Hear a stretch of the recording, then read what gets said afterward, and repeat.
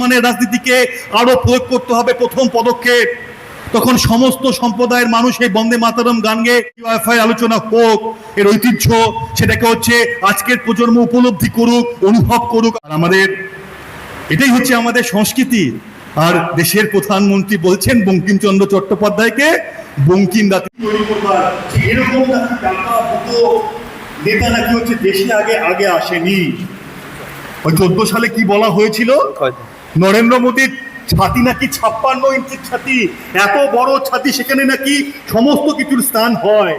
সমস্ত কিছু হচ্ছে মিথ তৈরি করবার চেষ্টা, যে একজনকে সামনে রেখে মিথ তৈরি করে গণ হিস্টেরিয়া মিথ্যার হচ্ছে তৈরি করতে হবে। এই 12টা বছর ধরে আমাদের দেশে বিজেপি সেই কাজটা হচ্ছে করে চলেছে।